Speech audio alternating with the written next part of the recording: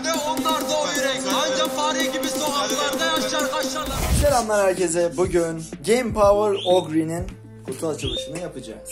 İnce hesaptan almış olduğum Game Power Ogre kırmızı switch olup daha kutusunu açmamış bulunmaktayım.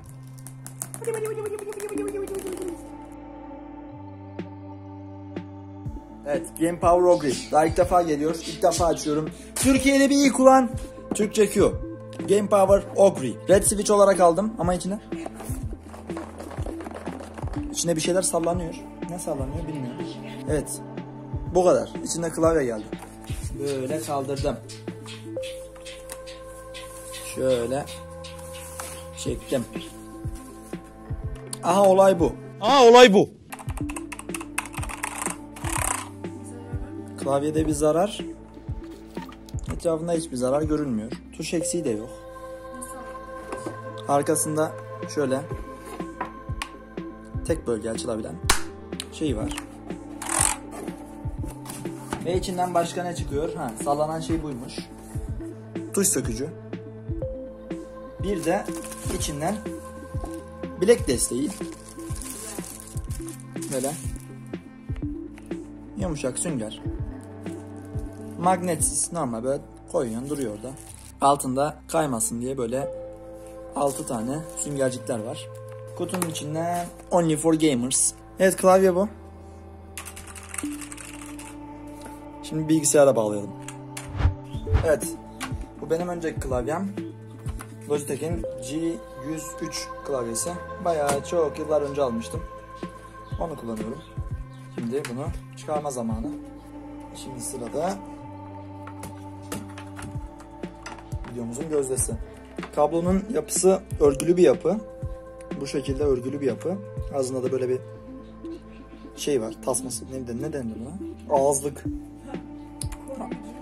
Koruyucu kılıf. Onu çıkardık. Şimdi buna bir enerji vereceğiz. Evet, veriyorum elektriği. Verdim.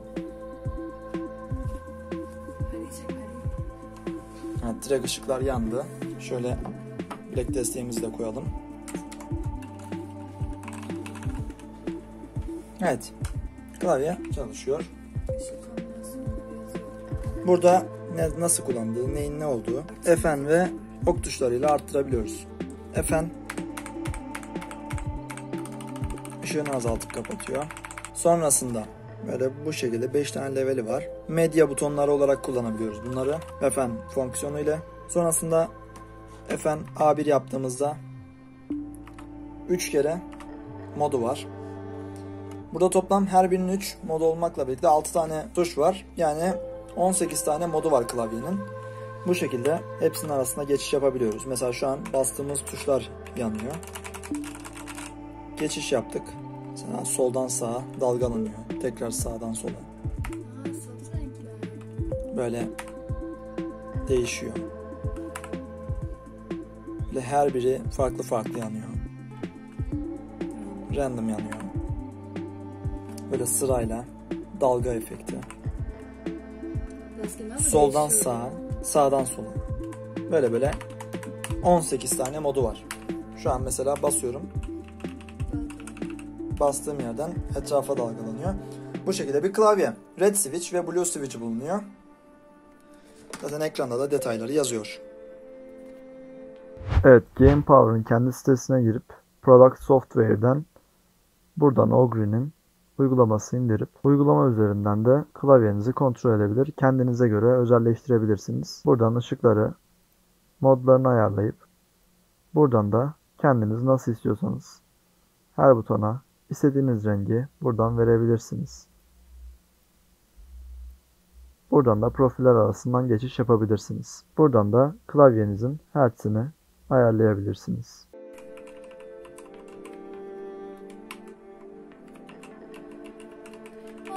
Bunun renkleri güzelmiş. Tamam, bunda o yapılmıyormuş. Sıra yanıyor. Niye ben videoyu çekeyim? İlk defa mekanik klavye gördüm çünkü.